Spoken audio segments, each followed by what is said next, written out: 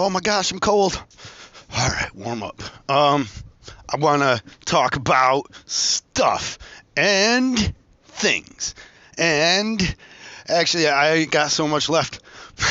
To be honest, I've been doing this podcast now for a minute.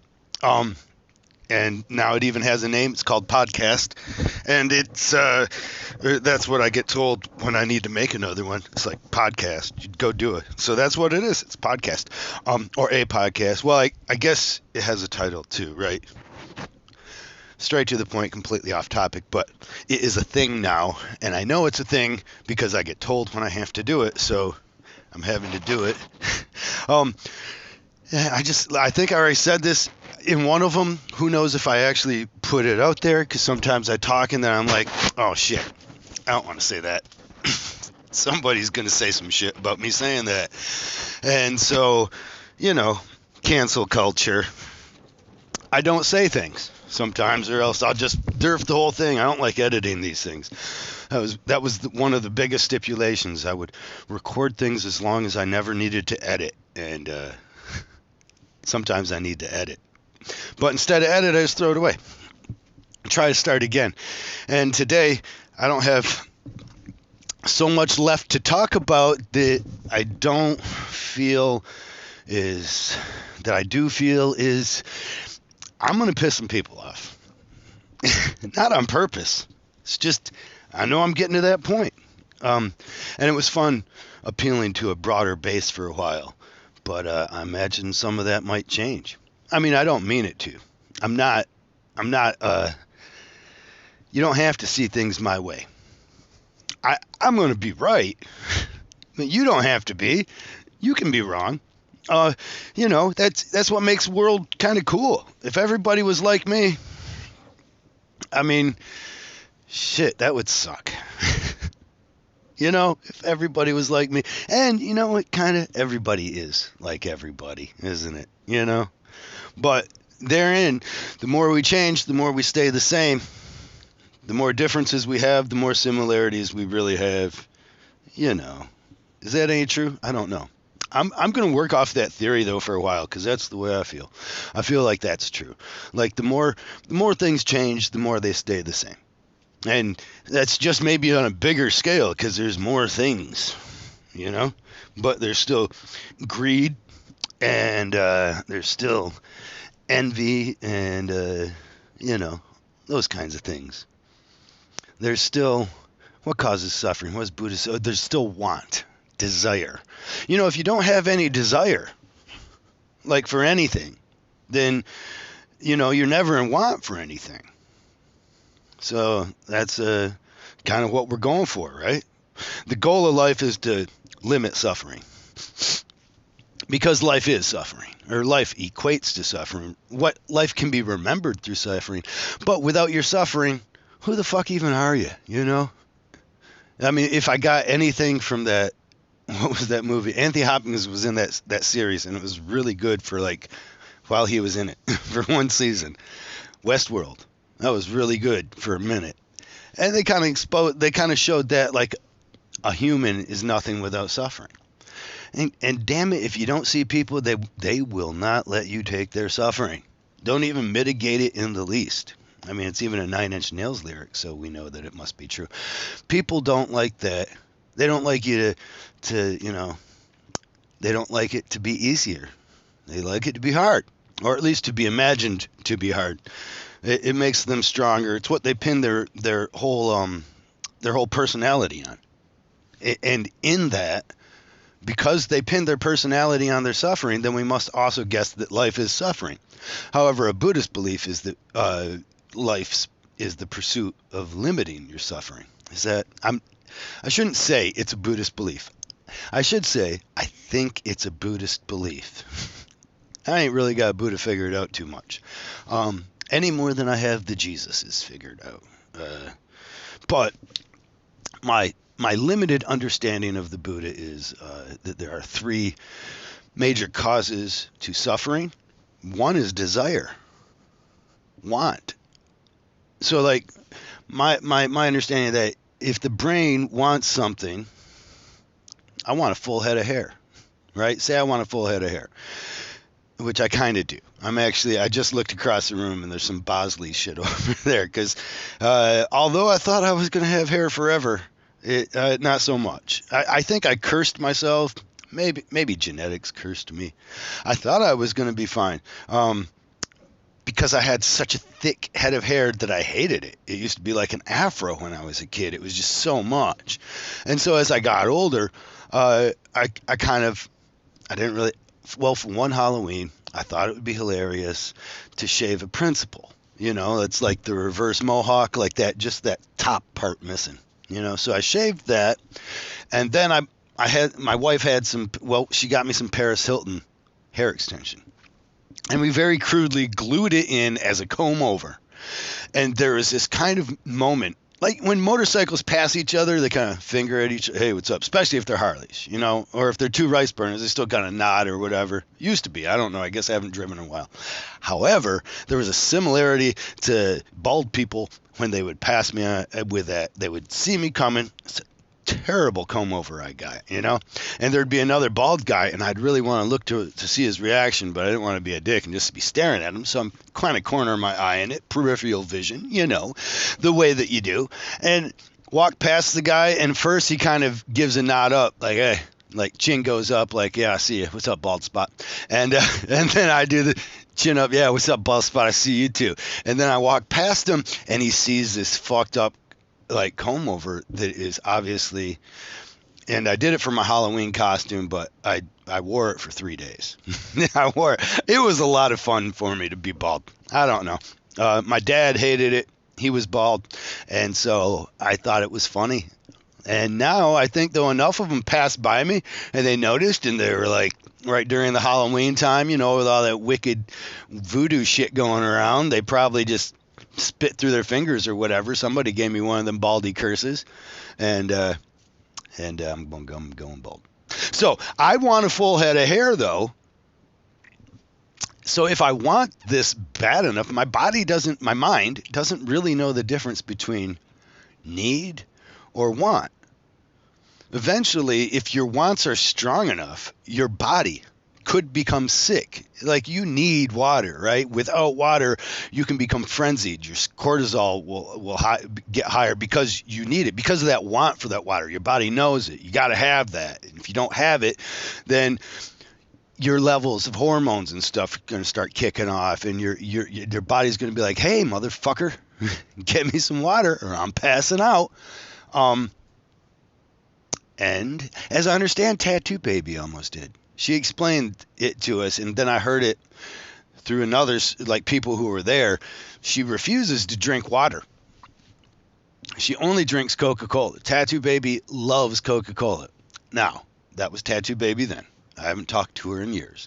So perhaps now she's all about hydration and all that.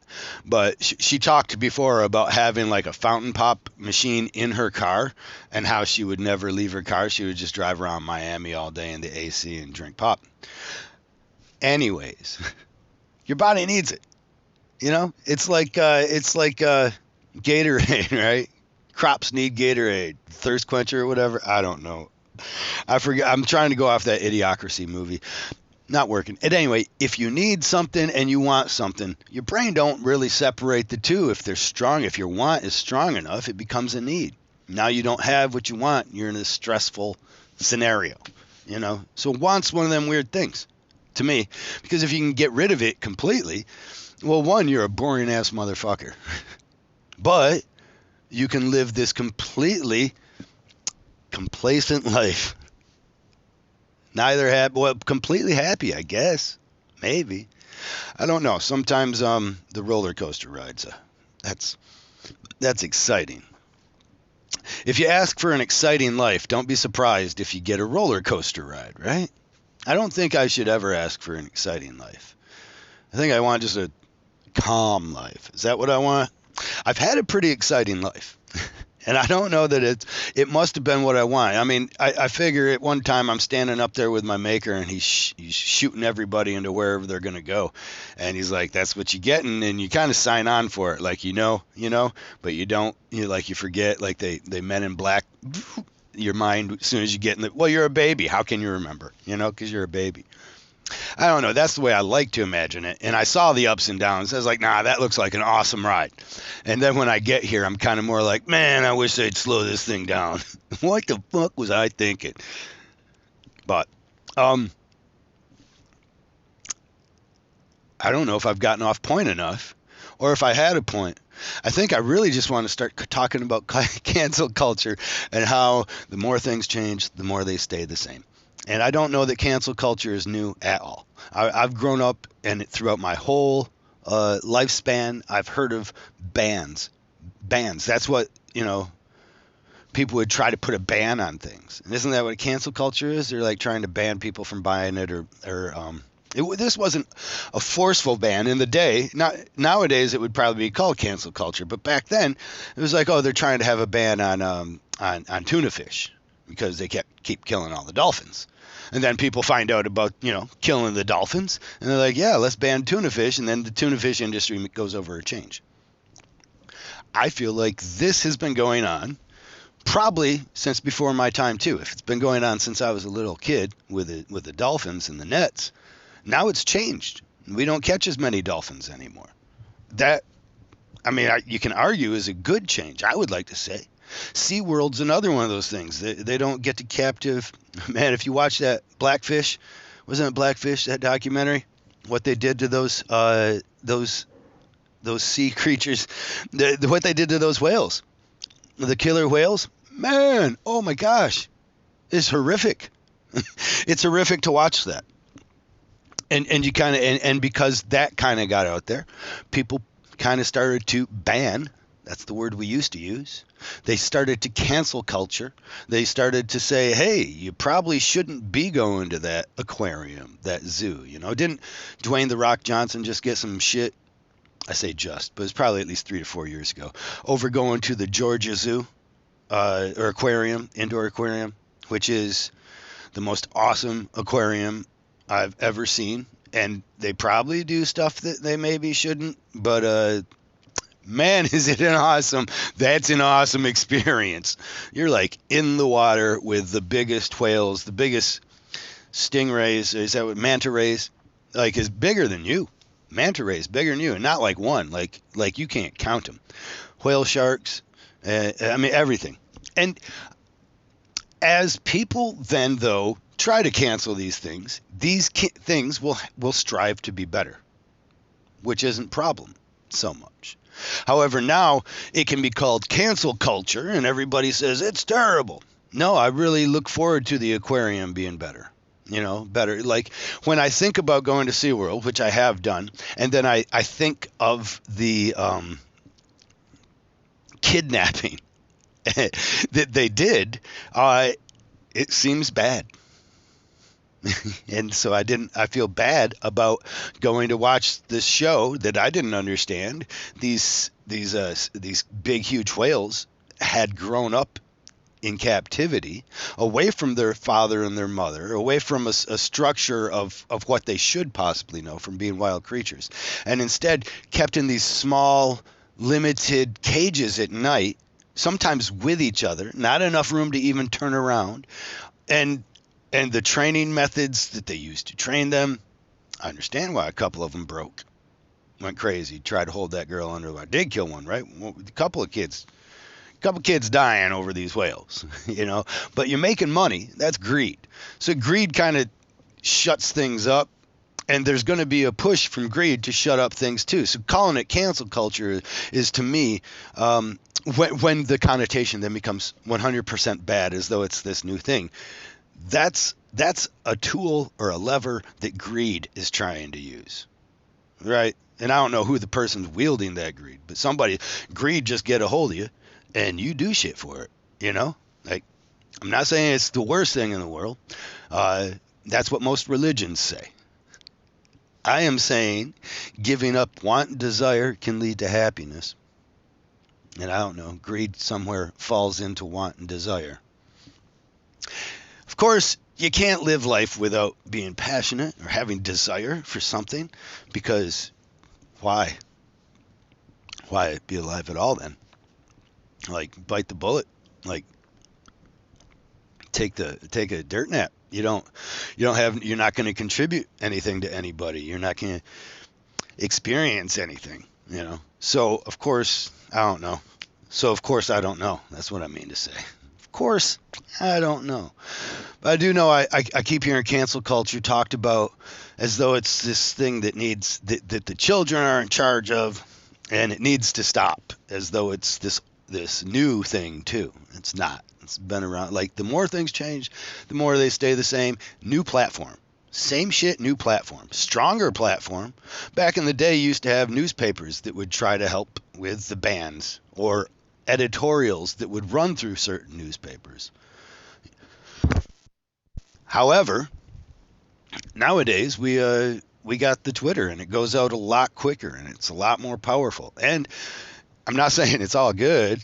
I think a lot of it is stupid and doesn't understand its own interest. You know, there's a certain amount somebody thanked me for for recognizing, and I still have yet to see a tweet that I can say J.K. Rowling is 100% transphobic, and I don't care. It's like she could be, she could not be. It's not going to bother me so much in the end of the day. She's a private person, right? She can be ruled by her own fears, whatever they are. Whatever a trans person is doing that somehow minimizes her idea of who she is, she can do it. She can be wrong about it. But I haven't seen the tweet that's like, well, yeah, that's straight up. You know, I've seen a lot of, though, reach around for it. Is that wrong? Sounds too sexual, but a lot of people trying to be like, she said this, that means this, that means she hates this. And it's like, those are steps that I'm not willing to accept any more on this issue than I am when I watch Tucker Carlson or Rachel Maddow. You know, if it, and I don't watch them, but I find them to be, you know, birds of the same feather. They always, they say, that means this. But it doesn't, you know, and then they go on with their meaning as though, you know, it's beyond a proven, you know, any doubt. I said it must be true. So that means this. So this also means that. That means they're, you know, evil as shit. And they're tiring, and they're too much. And they only do that because we pay attention. And they should stop. We should stop. We should stop watching these clapback slams. These, I mean, not that we're gonna. I'm beating a dead horse over here. And I'll probably put some clapbacks or some slams into my stuff too, so that more people show up. I mean, I think eventually that's where this is gonna have to go, right? If I want people to watch it, but. Right now, I'm going to point out the silliness of hating a media that is really just a reflection of society or of our interests. If it didn't make money, it wouldn't lead. It isn't this.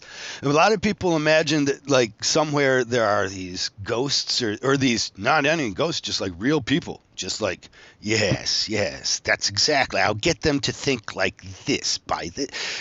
It's greed. It doesn't just work like, I want to control people. You know, there's not like a dude, you know, like one guy that's like, let's do this so they think this. It's groups, of course. And yes, maybe they do begin to, but it's moreover not for their own nefarious evil. It's for their greed, which is evil, but it's for their greed. If we misunderstand that and we kind of think that people just work off of evil, then we're not going to really be able to find, we're going to be wrong a lot. You know, like that evil has to make you money, and then show how the money gets made. And yep, that's evil. Okay, that's how it's evil. Before that, there's a lot of speculation, especially in politics, of you know, this is good, this is bad, these guys good, these guys bad, when it can't even be like that. In reality, it can't, right? First refuge of the scoundrel is politics, right? No, actually I'm lying. First refuge of the scoundrel was religion. And religion at one time was politics. It was law. And so I think that the more things change, the more they stay the same. It's very similar. There was politics involved with religion. for sure. And the first refuge of the scoundrel, I think more what that means is like, if I'm trying as a scoundrel to get you to agree with my nefarious plan, then I'm going to have to go and appeal to your higher power, right? I'm going to have to appeal to your patriotism, perhaps, your honor, your idea of God. If I appeal to these things, then you'll come along and I can have you there achieving my greedy end. I feel like I've seen it enough times in politics. I know some people who are listening to this aren't in the States, so I apologize if you're listening to this one. But in the States here, in America, North America, excuse me, United States of America, I'm actually Canadian, so it's always fun. My grandpa Vic used to always make fun of, he'd be like, you guys from the lower 48, y'all, he wouldn't say y'all, but you are pretty funny the way you call it America, as though it's not a continent, you know. You're not America, you're the United States of America. But he was kind of uppity about that.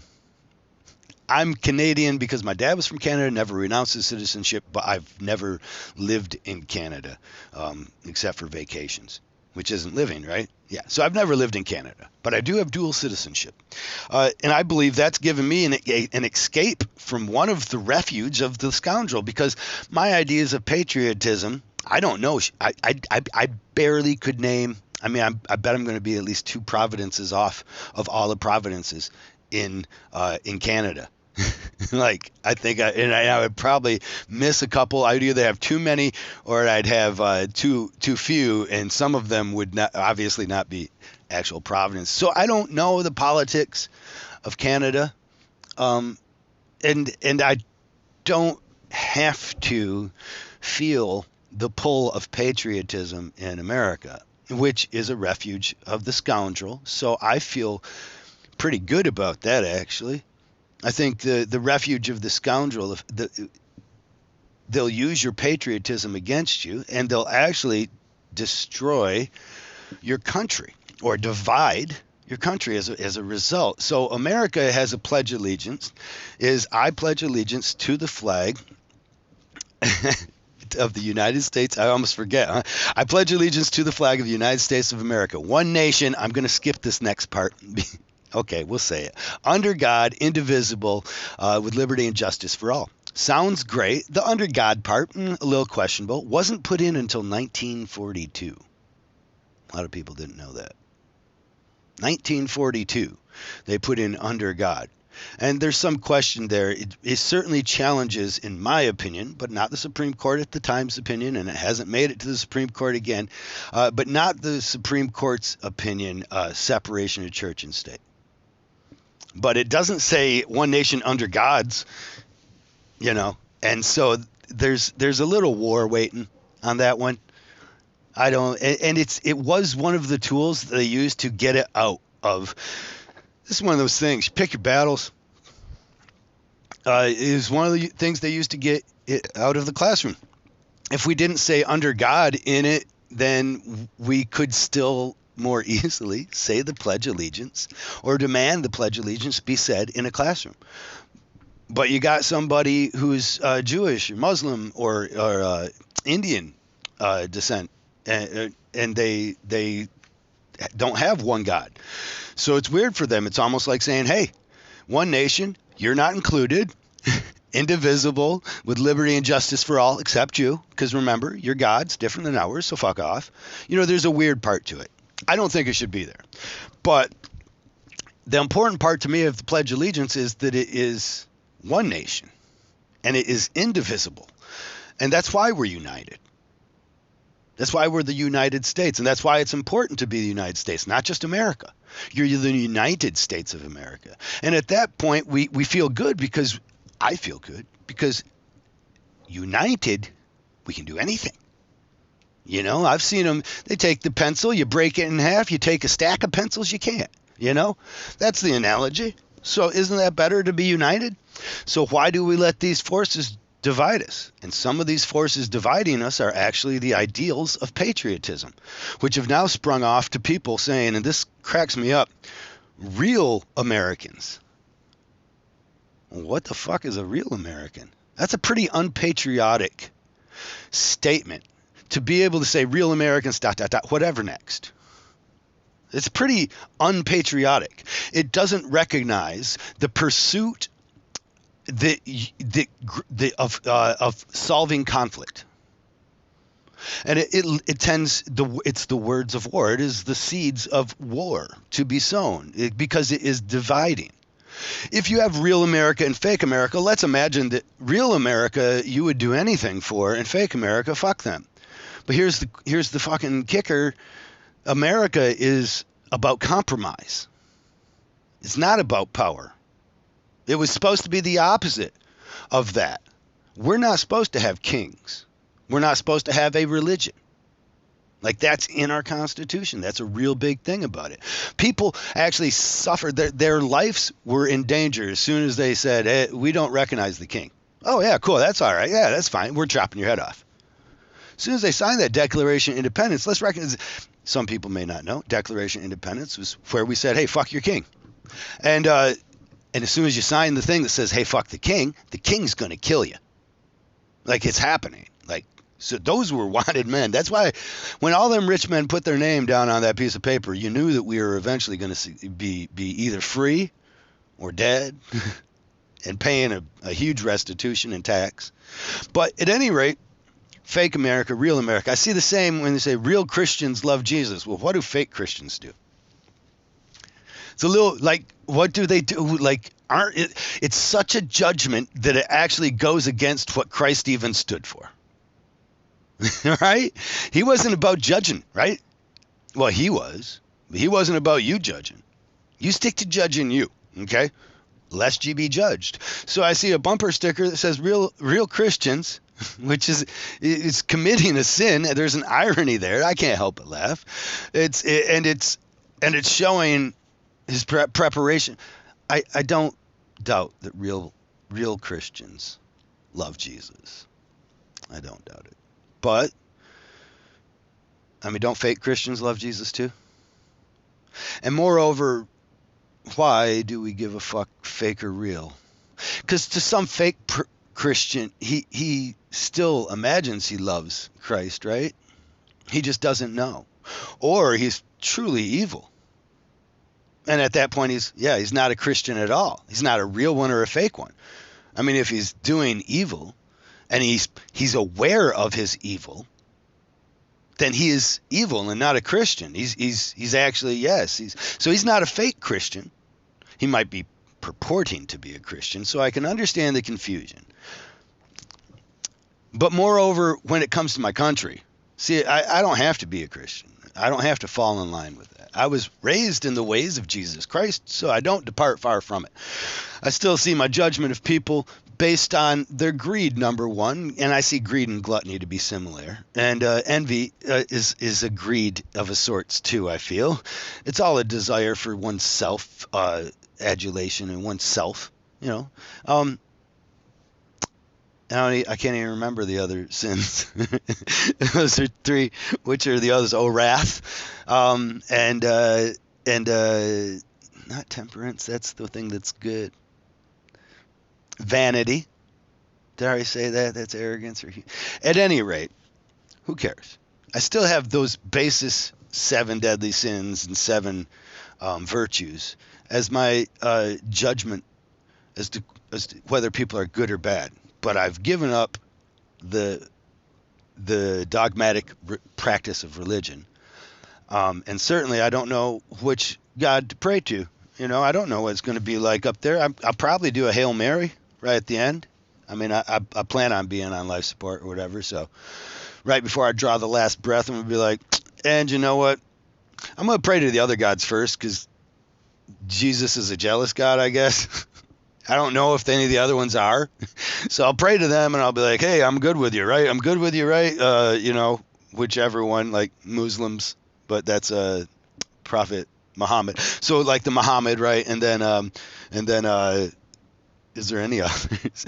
Buddhism don't give a fuck, right? But anyways, I'm gonna make my way through these gods, and then I'll end with Jesus because I hear he's a bit jealous about it, and so he shouldn't feel bad because it will be the last thing I did. So even if the other ones were sins, they were done before, I straightened it up with him, and then boom, I'm in heaven. At any rate, I find patriotism to be a wedge, and it becomes the basis of judgment, and it becomes the basis of people dividing the country. And because it divides, or patriotism can divide, even though it should bring us together, I find it hilarious. It's the irony is just too beautiful for me not to be interested by at all times. Like, some people theorize that we're on our way to a civil war, but we're way too comfortable.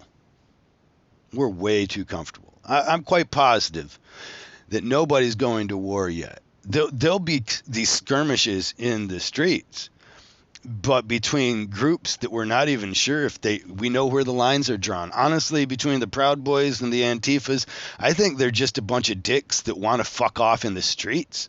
Like there's just, I need health care before I'm going to go out there. Yeah, if they had universal health care, maybe I wouldn't be as scared as fighting in the streets, but someone's going to have to fix my teeth.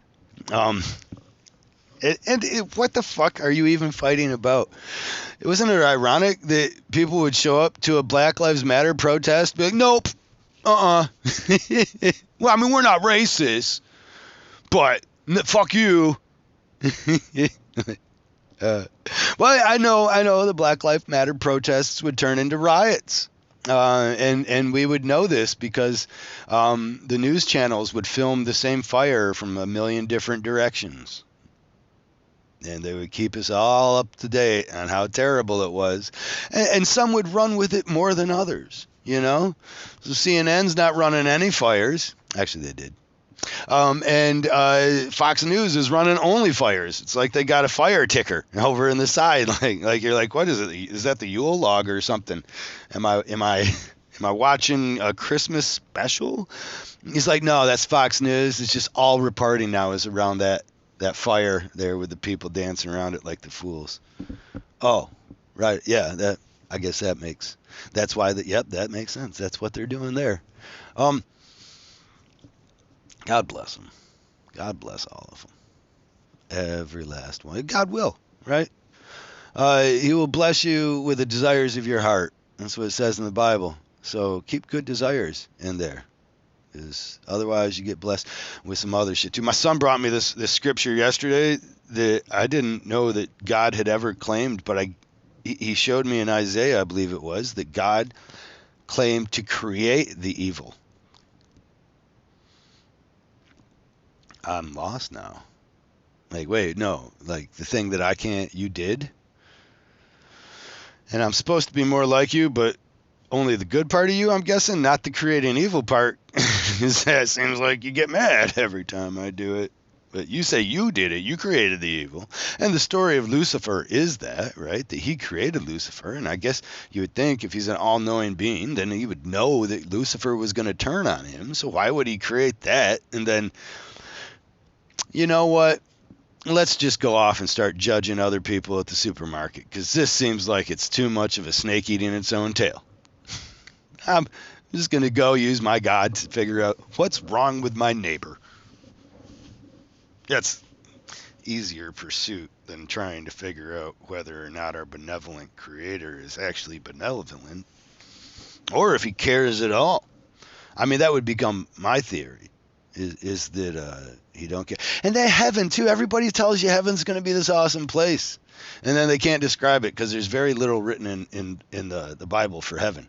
But sounds like a boring-ass place. If you wake up and have ice cream every day, you're going to get tired of ice cream. If you ride roller coasters all the time, you get tired of roller coasters. Without knowing the depressing, the down, you can never feel up. So how are you happy all the time? Unless you're on straight up heroin, you can't. It don't even make sense to me. To me, it makes more sense that the next time we go around for whatever, it's going to be tougher. Like you were tested in this go around. So whenever you get to the next stage of spiritual evolution, that's what I'll call it, then it's probably going to be harder. Like this one prepared you for that, and maybe you didn't get prepared enough. Maybe you're not ready. Maybe you reincarnate when you're not ready. You keep circling around this globe as a fucking worm or some shit. Maybe, I don't know.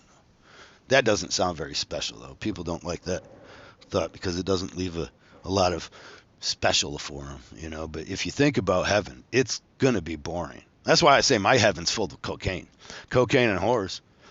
I don't see. Like, and then sometimes Christians, pastors, they'll be like, whoa, no, of course there won't be none of that. Hey, hold up. No, watch your mouth, man. Do you know what you're selling here? If you want your coffers to be filled up every Sunday, then just shut up about what my heaven's going to be like, because you're about to rain on my parade, ain't you? My mom tells me that when you get to heaven, you just get to worship God all the time.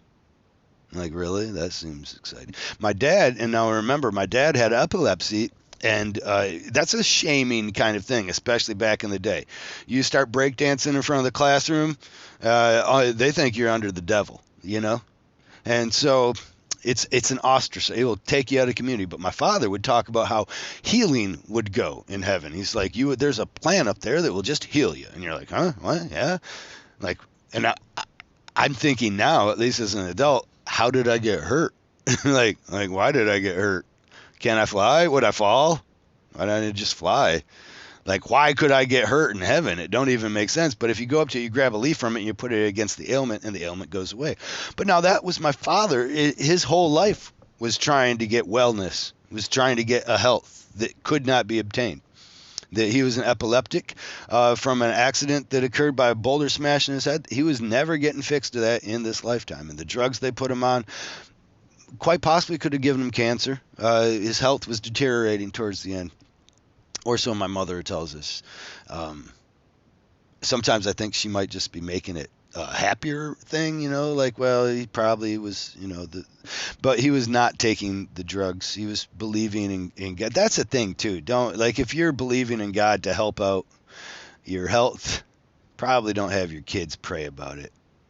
Because if it goes the opposite way, they might feel like my brother and I kind of felt like God's gave me this, like, we just prayed for my dad's deliverance from epilepsy. Laid our hands on him. We all believe. We went through the scripture where two men do something that's better than one man. So here's three people all in agreement that you know, my dad was going to be healed, and then he got healed in a way, I guess, you know, like in a genie curse way, and it can make anger. I actually had to forgive God.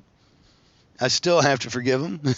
I have to forgive myself for being angry at my dad for dying and not knowing better. I had to forgive my dad for dying and not knowing better. You know, my mom.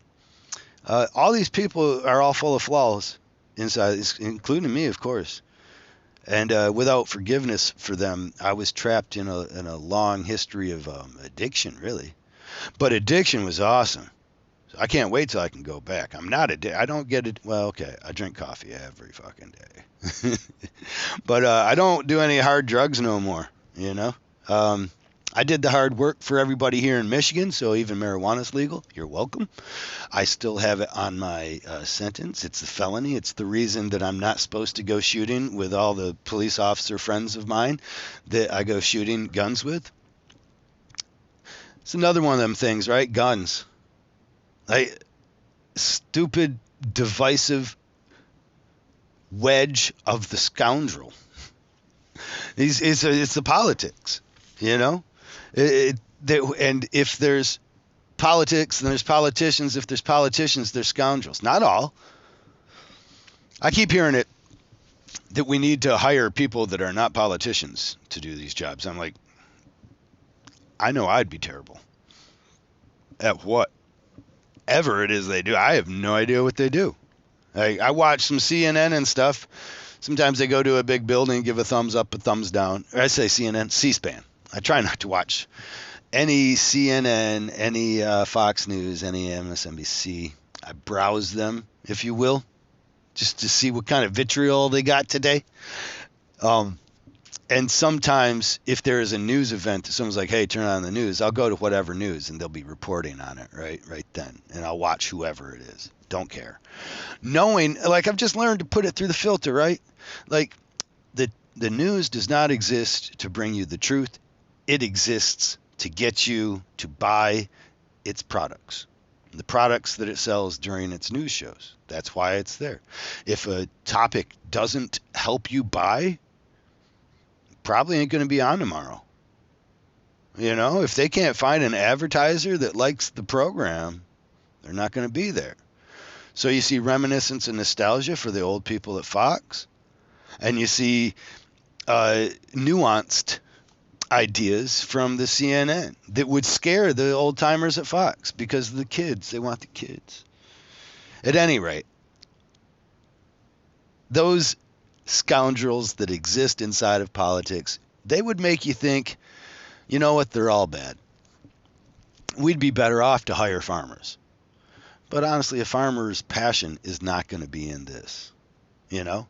And so unless you get rid of lobbyists, then you're just going to make fodder, food, ammunition, I guess, if you will, food for the lobbyist. Because the lobbyists will come in and be like, man, that is terrible, ain't it? Here's what would help your industry in this fashion. And they can make you believe it with enough money. And also, all those regular people, we can't imagine that they're not also susceptible to greed. And so I believe corporation. I believe kickbacks. What's that? Coercion? No. What's that thing that they get? That they give? It would get worse. You would be able to bribe easier. You know, they would find more people to bribe. The lobbyists would. They would find ways to cover their bribes. Just, you know, you're gonna give the lobbyists too much power if you get rid of lifelong politicians. First, you need to get rid of corporate ability to have lobbyists. I don't have a fucking lobbyist. Why does a corporation gets to act like a human, and a human gets to, you know, spend as much money as it wants on a political affiliation? And if it wants to try and convince people that they should see through their prism, that they should change the prism of which they view the day's events, then that's just fine for a single individual to do, which is what a corporation is. So it's just fine, even though these corporations have so much more money and so much more political greed than a human ever would. That's the part that would get me to support Democrats, I guess, is it seems the Republicans continually give the power to the corporations. They give voting power to the corporations, lobbying power. That's more important. They give lobbying power to the corporations. And I think that needs to stop. Like, we're in a bad spot, and there's a lot of people who make money off of showing just what a bad spot we're in and making it worse. And in the end of the day, there's a lot of Americans who can't stand and talk to another American because they don't see the same news programs. They can't. They see the same issues. They have the same fears. But they don't have the same solutions, and they have fears about the opposition's solutions to those same problems. And rightfully so, because we're fucking America, and we're in the pursuit of a more perfect union. We're not in a perfect union. The reason we're in a pursuit, this is in our Constitution. I guess I need to preface that for some people that aren't in the country. But the reason we're I love the phrase, more perfect. It's a stupid phrase. It seems like an oxymoron, right? In the pursuit of a more perfect union. I think that statement recognizes that there will never be a perfect union. And the only way that you could have the closest thing to a perfect union is if you were always in the pursuit of a perfect union. And the only way to be in pursuit of a perfect union is to always be looking for tolerance and understanding. Understanding brings about tolerance. And tolerance is the backbone of America. It's the true virtue of the patriot. And this is really what I've been trying to get at for the longest time. The virtue of the patriot. Like I've asked and I continue to ask I've never gotten it. No one has ever told me that they also believe that the best virtue a patriot could exhibit is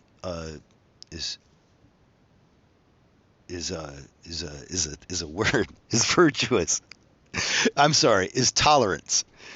The number one virtue that a patriot should have should be tolerance. When I ask, what do you think the number one virtue a patriot should have? Generally, they don't know, and they refuse to give an answer because I think I must put them in a place. I need to put them in a more comfortable place where they wouldn't feel bad about being wrong. But they get real scared of being wrong. Or they say strength. I mean, it's the only other virtue. I don't even know if is strength a virtue?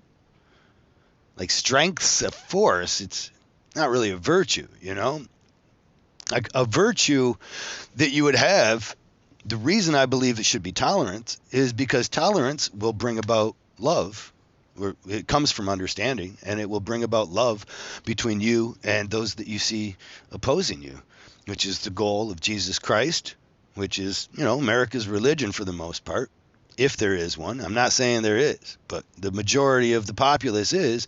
Sometimes they just don't act like it, right? And I imagine there's probably something even in the Buddhas and the Mohammeds about this thing. So I'm not feeling so bad just to say whatever religion you got, I bet it has peace as a core fundamental part of it. And if we're going after patriotism, then we need to be able to tolerate those people with a completely different viewpoint than ours. And we need to tolerate them so we can hear them out. So that we can have a conversation and come to answers, compromise. We should be looking for compromise. Our politicians should be well-versed in compromise.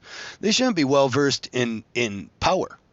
But what we're getting for politicians, and this is continually getting stronger, I believe, is politicians who understand how to wield and how to manipulate power. We'll continue to get it until we start to honestly evaluate and look for things that make good human beings. When people ask me how I feel about the Don Trump, I don't talk about the kid too much. I used to talk about him a bunch.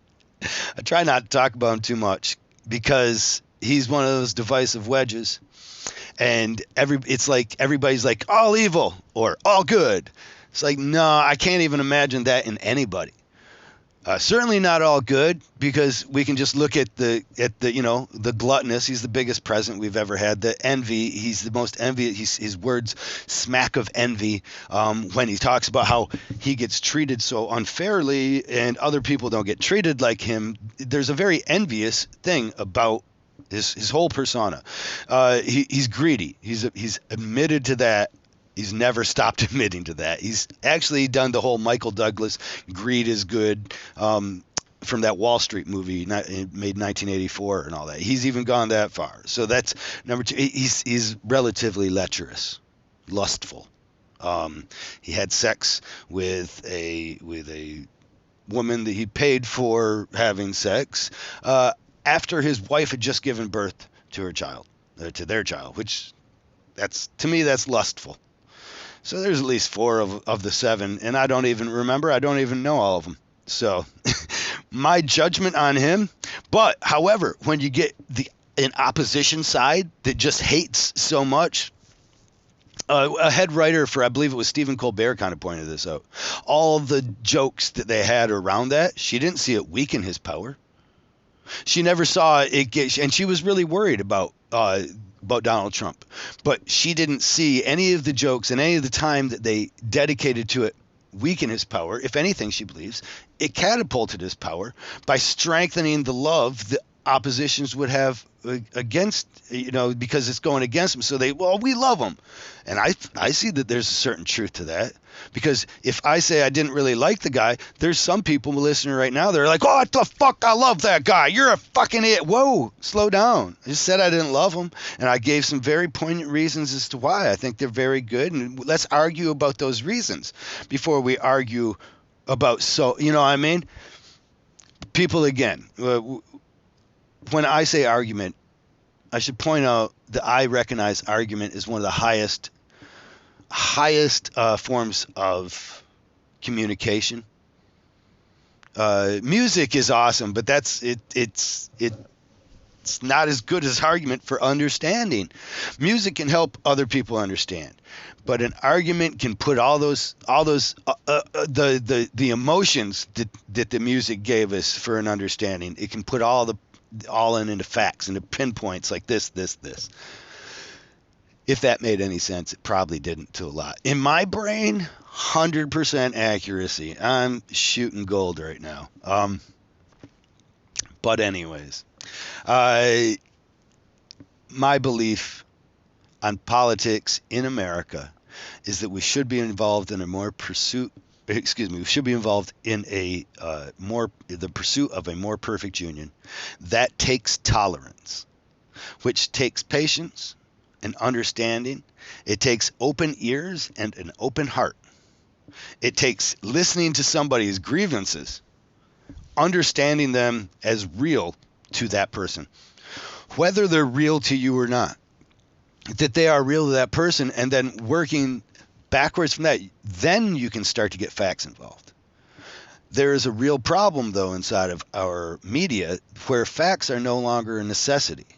And there used to be a fairness doctrine, 1985. We got rid of the fairness doctrine, which governed TV shows and news shows. They guaranteed that if I gave you 10 minutes to talk about this guy as being a baby raper, I gave him 10 minutes to defend himself on the same. Now, of course, he didn't have to control and just talk about how he's not a baby raper. He just had 10 minutes to do whatever he wanted with. He could use it to say, I'm not a baby raper, and let me set up my platform. That's all the time I need to pay attention to that, because that guy went for 10 minutes trying to talk to me about raping babies. Easy. I don't do it. Done. I'm not going to give it any more energy, because it's when we give these oppositions energy as they grow. Right now, there's a stronger resistance to the polio vaccine. And you know that? Right now, there is a growing resistance to the measles vaccine, to all vaccines. Before, it was just an obscure fringe group of people that were like, we're anti-vaxxers. We want our kids to go into your school systems, though. It was just those people, right? Just the weirdos that was like, we don't want to play with everybody the same way. We want to believe in this shit, A couple of religious write-offs we had for vaccinations. And sometimes you couldn't go to school. But now, because of the push for the vaccine, that we're, the COVID vaccine, because of the mandate, I believe, there is a equal push or a swing of the pendulum that goes the opposite way. And now some people are resisting all vaccines. Oh, shit. Well, fuck.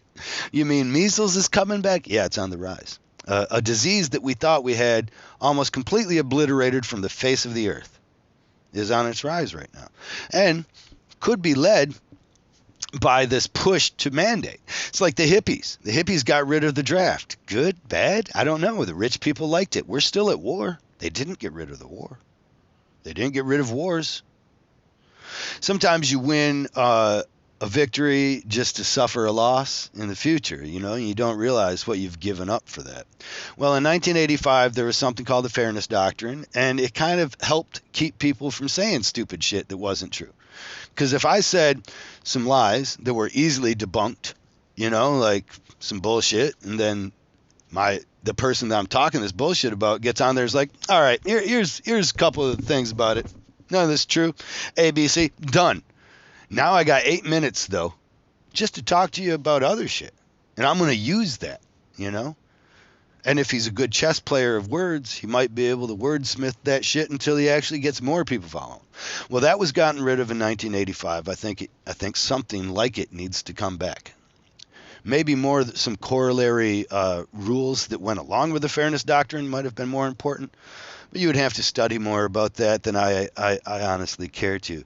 I know that the media has become unfettered after that. After 1985, we saw 24-hour news. And when you saw 24-hour news, that means 100% of that channel's money was coming from its advertisers. And 100% of the time, they weren't showing you fucking Mr. Ed.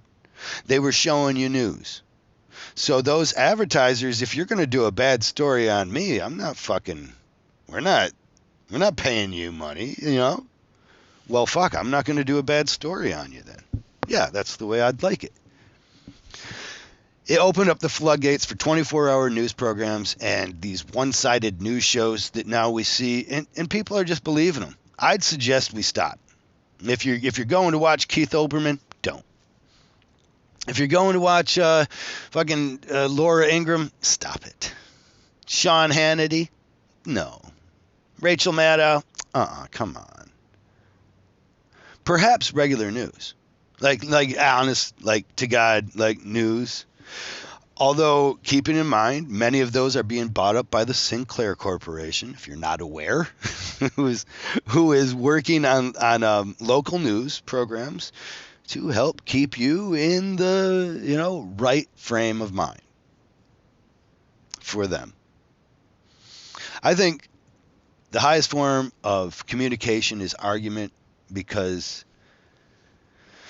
maybe argument's the wrong word. I should say debate. I think argument done correctly is a debate. Although, who is it, like Plato or Socrates who said an argument involves the ego? That's I forget this now, I'm sorry. But once there is an ego involved, now it's an argument. It's no longer a debate. I think there is something said along those lines. Somebody smarter than me, put it in the comments, please. Plato said some shit about all truth is lost when the ego enters into an argument. But when devoid of the ego, and their ego only has to get there because the other side's going to judge when they're right or wrong and go parade around like we're champions, which is not in the ideas of tolerance or in the ideas of a more perfect union. I'd like to see people who actually parade themselves around as patriots, act as though they wanted to see the best for all of their country, even those that they didn't agree with. That's to me, that is patriotism. However, we see it a little bit differently. Sometimes the ideas of patriotism now are wrapped up in how much you can own the flag, which you're not supposed to own the flag. Flag owns you. But that's only if I get wrapped up in the ideals of patriotism. And John Lennon told me, fuck that flag, man. Thing's just a piece of fabric. It takes more than a quarterback with an afro kneeling on the AstroTurf to make it sad, because it doesn't have emotion. And we're better off maybe without it. If we all had one world flag, and then we'd be fighting against the aliens, and then some peace hippie would be singing about how we're supposed to love them as they come in and steal all our resources. We love the alien though. Wish you guys didn't need all our plants. Didn't need all our oxygen. Sorry, I'm pooping on everything now. Trying to poop on everything. I love my country, and I love the people in it. Although, boy, I hate people in general. But I do love my country in that it has the capacity for such great good. And throughout our history, we have shown and done great bad and great evil. Man, but that's just the human nature. I mean, you're not going to find too many groups that haven't. Any group that's ever had power over another generally misuses that power. Like, that's the whole nature of power. And even if it didn't start out that way, it grows and turns that way. The first corporate, I don't know about first, let's say Henry Ford had an idea how much money he was justified to make over top of the lowest guy pushing a broom. And now I think it's gone like 400 times beyond that for the top CEO. That's just greed working its way up there, right? Those ideals slowly being put aside. Like, no, I deserve a second yacht. The last one was only 500 feet. Shit. And maybe they do. I don't know. I mean, I'm not there. I'm not that guy. I didn't grow up inside of that lifestyle of fucking tennis pros and golf outings. And and there's people that have worked their way to there too. I know that you don't really get there though without accepting it. I don't really accept it. I don't know that there should be so much riches in the world with so much poverty. Like some people being so fucking wealthy. That there are others that are so poor. It does strike me as like that's weird. And you're a Christian? Certainly not rich Christians, but I don't know. I have listened to Kenneth Copeland for a long part of my life, so I know the teachings of Christ and riches. Thankfully, he's explained it. Wasn't Galatians when you know God says it's easier for a camel to pass through the eye of a needle, but with God all things are possible. Excuse me. Jesus says it is easier for a camel to pass through the eye of a needle than it is for a rich man to ever enter the gates of heaven. But with God, all things are possible. So even rich men can go to heaven with God. But I would think that you should be like down with him more than me, who's just going to say the Hail Mary on my deathbed. I don't know. I guess that's wrong to think, isn't it? I've just caught myself in a bit of a trap. Why is it more for them and not for me? But either way, I believe that greed is oftentimes there, present inside of those very rich. And that's bad. I think I've gotten it out. I need to stop. I need a stop button. Stop, Kyle. Like I need to sign off. Someone give me a good one. If anybody wants to leave any comments, tell me what I should say to end these things. Of course, at the same time as I say that, then I would have to recognize that I actually know when I'm done. And I never know when I'm done. I could keep going. I think I made a point, so I guess I'm done. And that's my point. No, that don't work either. I liked for a minute, I thought it'd be funny to say, and I'm spent. Because honestly, that's the way I feel after I get done. Like, all right, whatever. You guys, you do what you will with it. That being Mark Smith, my assistant, or my wife, because she likes to she goes over them, tells me if they're good or not. I'll tell you this. It's relatively, I get depressed. Did you know that? I don't know. People imagine, they see on TV, they don't think you get depressed. They don't think you're ever depressed. I get pretty depressed sometimes. Like, it's so, I'm such a silly little bitch, because even doing these things will depress me. I got to a point, that's why I haven't done one for a couple of days. I got to a point where I was like, two things. I don't really think I can sustain people's interest in the stupid shit that I have to say. And I know that I'll be hurt when they aren't listening. And so I know that they'll eventually not listen. So why am I even trying today? Does that make sense? And I get stuck in a little depressive loop like that where I get stopped. I become inactive and I just want to play video games. It's like my heroin. I just want to play video games and not think. Let the rest of the world pass me by. Opposite of the Judas Priest song. I'm not going to let it, I would let it pass me by. Oh, that looks like a lot of work. What, you going to rob a bank? Oh my God. Is that even what that song's about? I don't know. I know. Seems like a lot of work. In the end, I'm lazy. Very lazy. Why do today what I could put off for months and years? I mean, that being said, I am done. I really appreciate you guys listening. Any more comments you got? I think I'm going to do another one of these today. I'm going to go do a little bit more remodeling first. And my wife has a bunch of these questions that that people, I guess, would like answered.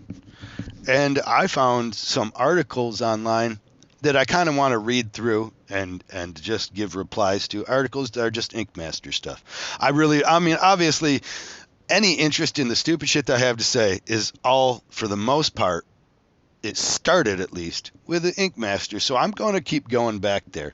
I felt kind of bad. I even have some people are calling me out on it. They're like, do something new. Don't do the same old. So it's like, where the fuck do you even know me from?